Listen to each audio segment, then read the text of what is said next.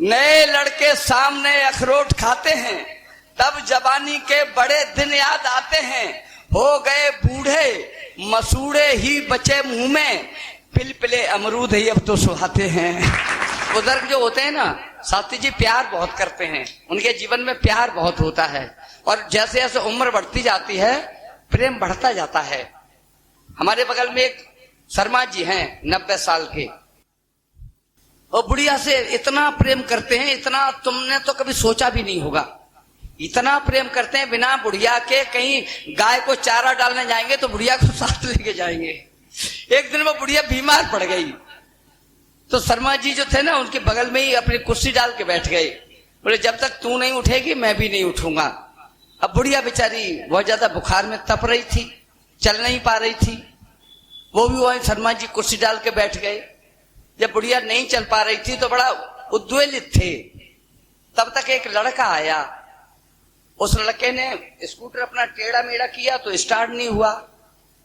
वो लड़का दौड़ा दौड़ा गया और एक पेट्रोल की शीशी ले गया और वहां से पेट्रोल भर लाया। उसने पेट्रोल स्कूटर में डाली, किक मारी, स्कूटर स्टार्ट। शर्मा जी बैठे बैठे देखते रहे और सोचने लगे कि जब पेट्रोल से ये लोहे की मशीन स्टार्ट हो सकती है तो हमारी बुढ़िया क्यों नहीं स्टार्ट हो सकती है। शर्मा जी भी दौड़े दौड़े गए, एक 100 ग्राम पेट्रोल लाए, एक साथ में सिरंज लाए और उन्होंने सिरंज पेट्रोल की भरी। इंतजार में रहे कि बुढ़िया कब करवट ले और मैं इसके ठक से लगा दूं। बुढ़िया ने जैसे ही उधर करवट ली, शर्मा जी को अवसर मिल गया, उन्होंने ठक से लगा दिया इंजेक्शन। अब पेट्रोल शरीर में जाएगी तो दर्द तो होगा। बुढ़िया एकदम 90 अंश के कोण पे खड़ी हो गई और इस कमरे से उस कमरे में, उस कमरे से इस कमरे में, उस कमरे से इस कमरे में, इस कमरे से उस कमरे में दौड़ लगा दी उसने। और शर्मा जी बैठे बैठे सोच रहे कि 90 की हो गई लेकिन एवरेज अब भी पूरा ही दे रही है। तो इन बुजुर्गों का प्यार भी बड़ा पूजनीय प्यार है साहब। आइए आदरणीय वदन सिंह मस्ताना जी के लिए आपसे आग्रह करूंगा कि आप लोग तालियां बजा दें, तो वो उन तालियों के वशीभूत होकर मंच पे आ जाएंगे। बहुत सारी कविताएं सुनाएंगे, छंद सुनाएंगे और हम चाहते हैं कि वो एक लोकगीत भी सुना दें जिस लोकगीत के लोग मुरीद हैं। आदरणीय वदन सिंह मस्ताना जी एक बार रेलगाड़ी में जा रहे थे, कुछ अंधेरा सा हो रहा था, इन्हें भी नींद आ रही थी, किसी कवि सम्मेलन से ही लौटे होंगे, ऊपर वाली बर्थ पर सो गए। जैसे ही दिल्ली से आगे पानीपत से रेल छूटी तो वहाँ से कुछ पंजाब के लड़के, शैतान लड़के डब्बे में चढ़ाए। वो शैतान लड़के आपस में बात करने लगे, क्यों ये रेलगाड़ी में लाल लाल क्या है? दूसरा लड़का बोला ये जंजीर है, जंजीर, ये जंजीर पुल की जाती है। बोले कैसे की जाती है? बोले ऐसे खींच दी जाती है। बोले फिर क्या होता है? फिर गाड़ी रुक जाती है। बोला मैं खींच के देख लूँ? बोले नहीं नहीं खींचना मत, पुलिस आ जाती है, पुलिस पकड़ लेगी। बोले मेरा तो मन हो रहा है, मैं तो खींच के देखूंगा। बोले क्या देख पुलिस आ जाएगी, पुलिस पकड़ लेगी। उसने कहा मेरे दिमाग में एक आइडिया आ रहा है, ऊपर जो बुढ़ा लेटा है ना, हम लोग जंजीर खींचते हैं, पुलिस आ जाएगी तो कह देंगे इस बुढ़े ने जंजीर खींची है। उन्होंने कहा और बुढ़े ने पुलिस न मानी तो? बोले तो फाइन कर देगी। बोले कितना फाइन करेगी? बोले कम से कम 500 रुपये फाइन करेगी, सोच ले। बोले कि मेरे पास 300 रुपये हैं। बोला तो 200 मेरे पास हैं, तू खींच के देख ले। पहले तो इस बुढ़े का नाम लेंगे, पुलिस मान जाएगी तो ठीक है, नहीं मानेगी तो 500 रुपये भुगत लेंगे। लड़के ने जंजीर खींची, गाड़ी पी पी करके खड़ी हो गई और जैसे ही गाड़ी खड़ी हुई कंपार्टमेंट पे पुलिस वाले, खाकी वर्दी वाले, उन्होंने आके लड़कों को पकड़ लिया। बोले अबे ये जंजीर क्यों खींची? दूसरा बोला सर मैंने नहीं खींची, जो ऊपर बुढ़ा लेटा है ना इसने खींची। पुलिस वालों ने हमारे दादा का कंधा पकड़ा, नीचे उतारा।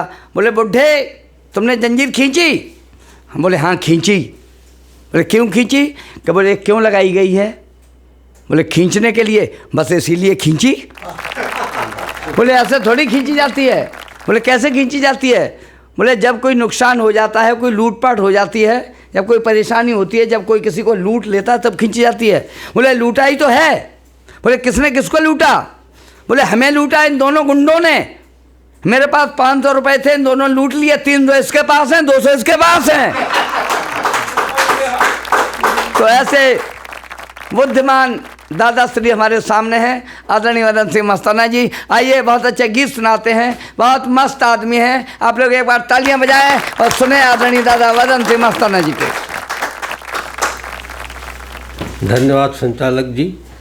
देश के राष्ट्रीय कवि विनोद राजयोगी जी, आपका बहुत अच्छा गजब का संचालन चल रहा है और सभी कवि बहुत अच्छा काव्य पाठ कर रहे हैं। मेरे लिए जो आदेश मिला है, मैं पुलिस पर ही एक छंद सुनाता हुआ आगे बढ़ रहा हूँ कि आज की पुलिस का चरित्र इतना रहा है, जनगण मन को जो व्यर्थ में सताती है, उसकी भी लाज लूटने में नहीं चूकती है, सावन में जिससे की राखी बंधवाती है। सभी घटनाओं में इसी को मिलता है हाथ, आदमी की लाश से भी रोटियां कमाती है, और चोर डाकुओं को बाल बांका नहीं कर पाती, सज्जनों की जेब झार झार इठलाती है। जो सोने से मूल्यवान हो उसे नगीना कहते हैं, जो भू पर उल्टी गंग बहा दे उसे पसीना कहते हैं, और यूं तो लाखों फुवरियाँ हैं अपने मन में रूपवती, जो बुढ़े का ईमान डिगा दे उसे हसीना कहते हैं। और एक मतलब और मैं सुना रहा हूँ कि देह को जो बेच शर्मिंदा बना देती, देह को जो बेच शर्मिंदा बना देती, जिंदगी के सफ़र को गंदा बना देती, आदमी क्या देवता जिससे न बच पाए, मोहब्बत इंसान को अंधा बना देती, मोहब्बत इंसान को अंधा बना देती। और जूता पहने चाम का टोटो कितनो होए, अधिक समय तक चलत है कांटा जावे रोए, कांटा जावे रोए बचत पैसे की भारी, होए गैल में दंगा बने तलवार तुम्हारी, कह मस्ताना समझाए सुनो हे संसारी भूता, चांद खोज का सबसे पहला अधिकारी है जूता, सबसे पहला अधिकारी है जूता। और एक हंसिका और सुन लें कि बीबी के आग्रह पर एक कवि जी गए अपनी ससुराल, ससुराल में सालों से हुई मुलाकात, उन्होंने पूछी कुशलात, कहो जीजा जी राजी खुशी है? वो बोले कि राजी तो है मगर खुशी 9 महीने बाद होगी। और एक मित्र मुझे कवि मित्र मिले कि आओ मस्ताना जी मेरी एक कविता सुन लें। मैं कवियों की कविता नहीं सुनता हूँ। वो बोले कि ऐसी क्या बात है? मैंने कहा कहीं आप मेरे कान न चुन लें। मैं तो पिया गुजर कर लूँगी धोती फटी पुरानी में, रानी बनकर संग रहूँगी तेरी टूटी छानी में, चाहा नहीं मुझको गहनों की, चिंता नहीं व्यथाओं की, सबसे प्यारी दौलत मुझको तेरी राम निगाहों की, फांकों पर फांके करके भी कमी न सुख की मानूंगी, वैवाहिक जीवन का बसंत मिटे न जो जिंदगानी में, मैं तो पिया गुजर कर लूंगी धोती फटी पुरानी में, रानी बनकर संग रहूंगी तेरी टूटी छानी में। अगला बंद देखें, हम लोग गांव के रहने वाले हैं, गांव में रह कर के गाजर मूली खा कर के बथुआ की सब्जी खा कर के किस तरह काम चलाना पड़ता है। लोग शहरों में मजा ले रहे हैं लेकिन हम लोग उसे जानते हैं जो दर्द भोगा हुआ।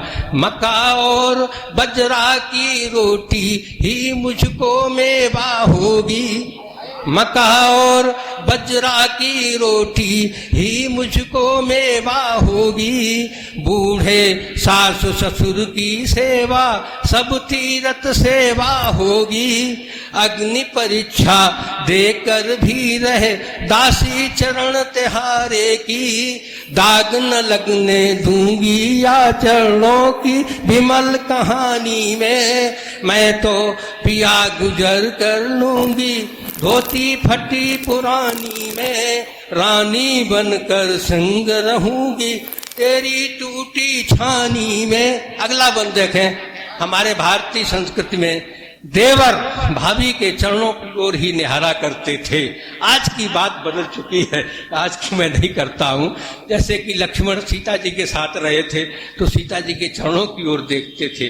अगर कहीं बदमाशी देते जंगल में तो जाने क्या हो जाता। और आज भी हमारे गांव में, समाज में जो भली लड़कियां हैं, भली बहुएं हैं, औरतें हैं, और जो देवर हैं, उनका रिश्ता आज भी पुरानी तरह से ही बना हुआ है। उसके लिए मैंने लिखा, इस बंद को लिखा है कि धर्म नहाए जग देवर के मेरे चरण निहारेंगे, धर्म नहाए द्रग देवर के मेरे चरण निहारेंगे, ननदी की मीठी गारिन में दुर्लभ स्वाद पधारेंगे, पास पड़ोसिन की ममताएं वृंदावन बन जाएगी, श्रद्धा का सागर पाऊंगी सज्जन जेठ जिठानी में, मैं तो पिया गुजर कर लूंगी धोती फटी पुरानी में, रानी बनकर संग रहूंगी तेरी टूटी छानी में। अगला बंद देखें, जो हमारे मेहमान आ जाते हैं, साधु सन्यासी आ जाते हैं,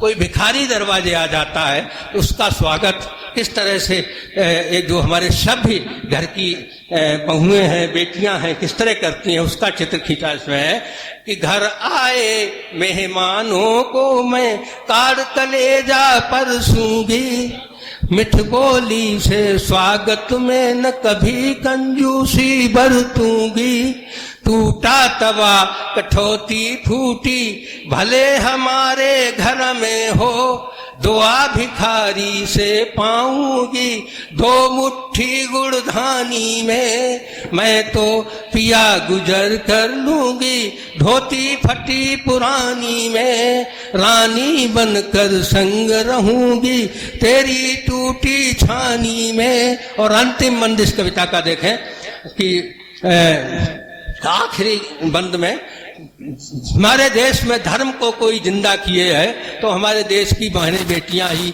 वो गंगा नहाने भी सबसे अधिक जाएंगी, गांव में कहीं भी पत्थर का भी देवता बना हुआ हो उसको भी पूजेंगी, नवदुर्गा पूजेंगी, यानी सबसे अधिक धर्म को अगर जिंदा किए हैं तो आदमी इतनी पूजा पाठ नहीं कर पाता है जितना ये करती है। उसके लिए मैंने लिखा है कि राम भजन के अवलंबन से सब त्योहार मनाऊंगी, आम भजन के अवलंबन से सब त्योहार मनाऊंगी, वैदेही से किसी अर्थ में दृष्टि नहीं कमवाऊंगी, मर्यादाओं के पिंजड़े में जीवन की मैं ना पाले, सरसाऊंगी कर्तव्यों का पावन पथ आसानी में, मैं तो पिया गुजर कर लूंगी धोती फटी पुरानी में, रानी बनकर संग रहूंगी तेरी टूटी छानी में। और जड़ी बूटी की 4 पंक्तियां और पढ़ रहा हूं, हालांकि कविता तो मैं पूरी जड़ी बूटी की पढ़ देता लेकिन समय नहीं है। बताओ पढ़ दे? अच्छा है, ये हमारे गांव में हम लोग रहते हैं, गांव में तमाम बिरवा देने वाले, रूखड़ी देने वाले मिलते हैं और दूसरे को इसलिए नहीं बताते कि हमारे हाथ का जश चला जाएगा, इस चक्कर में हजारों जड़ी बूटियां समाप्त हो गई। लेकिन ऐसा नहीं है, ये गलत सोच है। अब ये कविता में सुना रहा हूं, देखें इसमें कुछ अतिशयोक्ति नहीं है, आप सुनिश्चय ही सच माने, शहरों की तुलना में लगते अब भी हमको गांव सुहाने, सादा जीवन उच्च विचारों से जिनका संबंध घना है, भाईचारे को ठुकरा के चलना जिनके लिए मना है, वह निशुल्क का आला ढोला, फागुन की मत भीगी होली, देवर के मन को ठगती जो भाभी की रस भरी ठिठोली, चलचित्रों के पास सुलभ कब वह सजीव निश्चल मुस्काने, इसमें कुछ अतिशयोक्ति नहीं है, आप सुनिश्चय ही सच माने, शहरों की तुलना में लगते अब भी हमको गांव सुहाने। आगे देखें कि स्वच्छ सरोवर, शुद्ध हवाएं, चांदी सी उजली सरताएं, स्वर्गीय आभासों की दाता, फल फूलों से लदी लताएं, खुली धूप और धुली चांदनी, पिक्चर तक की मधुर रागनी, जिसकी समता कर सकती कब माया कृतुहा कला कामनी, सुबह सुबह अलसाई आंखें, सुबह सुबह अलसाई आंखें, सौरभ आती जहां जगाने, इसमें कुछ अतिशयोक्त नहीं है। आप सुनिश्चय ही सच माने, शहरों की तुलना में लगते अब भी हमको गांव सुहाने। और न्यून मूल्य में शुद्ध वस्तुएं जहां सुलभ हो जाया करती, नीम, गुरुची, तुलसी, धन्वंतरी का काम चलाया करती। बथुआ चौलाई की समता में बौनी है सब औषधियां, मेवाओं का स्वाद भुलाती मानो चना मटर की फलियां। मट्ठा की सुविधाएं पाकर सुध आते तरकुन्य पुराने, इसमें कुछ अतिशयोक्त नहीं है। आप सुनिश्चय ही सच माने, शहरों की तुलना में लगते अब भी हमको गांव सुहाने। और अभी जो आम खत्म हुआ है कि आम, लसोड़ा, गूलर खाकर वृद्धों पर तौड़ाई आती, जामुन, बेल, गुलैदा के गुड़गाने में वाणी सब चाहती। सहजन, अपामार्ग, नींबू के कितने ही उपयोग गिनाए, जंत्रों मंत्रों सी क्षमताएं वर्तमान उपचार न पाए। पुआल भूसा की सेजों पर स्वर्ग रखा लगता सिरहाने, इसमें कुछ अतिशयोक्त नहीं है। आप सुनिश्चय ही सच माने, शहरों की तुलना में लगते अब भी हमको। अंतिम बंद देखें कि 5 पंच ही तनिक देर में आपस के विवाद सुलझाते, चाकी पर काकी के गाने गुरुकुल की उपमाएं पाते। सहयोगी भावना जहां पर कदम कदम पर सीना ताने, तन मन धन से आतुर रहती पर पीड़ा में भाग बटाने।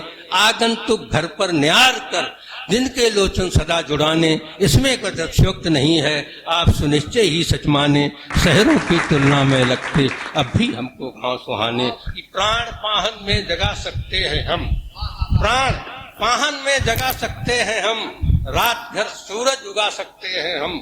हौसला अफजाइयत कोई करे, आग पानी में लगा सकते हैं हम, पानी में लगा सकते हैं हम। और 4 पंक्तियां और देखें। वक्त हमसे कह रहा है ज्ञान की पूजा करो, वक्त हमसे कह रहा है ज्ञान की पूजा करो। ईमान की मानो तभी ईमान की पूजा करो। मंदिरों या मस्जिदों के पास में क्या है, प्यार से जीना है तो इंसान की पूजा करो, प्यार से जीना है तो इंसान की पूजा करो।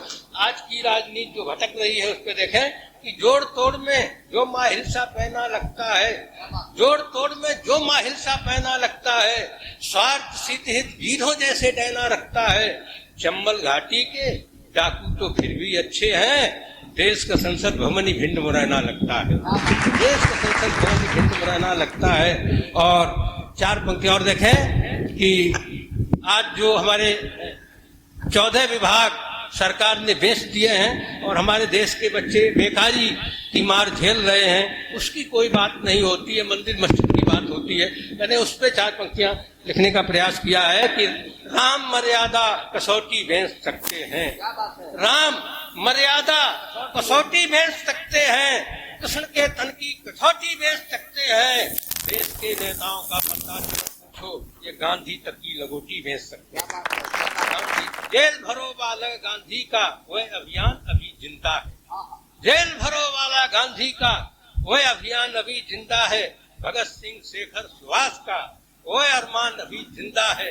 दुनिया वालों किसी अर्थ में मत कमजोर समझ लेना, जगत गुरु कहलाने वाला हिंदुस्तान अभी जिंदा है, जगत गुरु कहलाने वाला हिंदुस्तान अभी जिंदा है। और बिल्कुल ताजी पंक्तियां 4 ये आपके लिए विशेष है। धर्म धुरंधर की श्रेणी में दुनिया में छा जाते हैं, दानव होकर भी मानव की संज्ञा को पा जाते हैं। पर उपदेश कुशल बहुतेरे वालों का आचरण न पूछो, गौ रक्षक ही गौ माता का सब राशन खा जाते हैं, सब राशन खा जाते हैं, गौ रक्षक ही गौ माता का सब राशन खा जाते हैं। और हमारे गांव की बात थोड़ी उन्हें, स्वयं के घर हर किसी को ठांव देते हैं, स्वयं के घर हर किसी को ठांव देते हैं। गुड़ की ढेली नीर शीतल छांव देते हैं, ये सच्चाई है, रंच भी झूठ मत समझो। विश्व भर को दाल रोटी गांव देती है, विश्व भर को दाल रोटी गांव देती है। स्वाधीनता की प्राप्ति का संदेश तब आगे बढ़ेगा, स्वाधीनता की प्राप्ति का संदेश तब आगे बढ़ेगा, शहीदों के त्याग का परिवेश तब आगे बढ़ेगा। मात्र शहरों की प्रगति से काम कुछ चलना नहीं, गांव जब आगे बढ़ेंगे देश तब आगे बढ़ेगा, गांव जब आगे बढ़ेंगे देश तब आगे बढ़ेगा। और कविता राजशक्ति अर्जन का साधन नहीं हुआ करती है। कविता राजशक्ति अर्जन का साधन नहीं हुआ करती है। रोजी रोटी के अर्जन का साधन नहीं हुआ करती है। कविता जीवन वैतरणी है, ऋषियों मुनियों की भाषा है। कविता सिर्फ मनोरंजन का साधन नहीं हुआ करती है। कविता सिर्फ मनोरंजन का साधन नहीं हुआ करती है। अन्यायी अत्याचारी को निश्चय ही संघारा करते, भोले विप्र सुदामाओं के हंसकर चरण पखारा करते। अभिमानी कंसों के वंशों के दीपक गुल कर देते हैं, वंशी वाले हाथों में जब चक्र सुदर्शन धारा करते। वंशी वाले हाथों में जब चक्र सुदर्शन धारा करते कि भरी सभा में दुर्पद सुता की लाज बचाना आता है। भरी सभा में दुर्पद सुता की लाज बचाना आता है। उंगली पर गिर रगमगवा का गर्व घटाना आता है। हम भगवान कृष्ण के वंशज, लो मेरी ताकत पहचानो। बिस्तर के भी फन पर जिसको नाच दिखाना आता है, बिस्तर के भी फन पर जिसको नाच दिखाना आता है। चार पंक्तियां राम काव्य से भी सुन लें कि सलोनी जिसकी सुबह हर शाम लगती है, सलोनी जिसकी सुबह हर शाम लगती है, धरा पर उतरा तीर्थ का धाम लगती है। राम भक्तों के अनुभवों ने बताया है, अवध की हर गली सीताराम लगती है, अवध की हर गली सीताराम लगती है। छल दंभ द्वेष का समूल होगा अंत, तब पर हित का दुर्गों में चित्र होना चाहिए। और काम क्रोध मोह पास झांकने में सकुचाएं, संयम का पंथ यूं सचित्र होना चाहिए। दुनिया की दृष्टि में हो चाहे अपवित्र भाव, किंतु मन स्वयं का पवित्र होना चाहिए। और कुछ हो न हो कि आदमीयता के पास केवल सुहावना चरित्र होना चाहिए। सुहावना चरित्र होना चाहिए।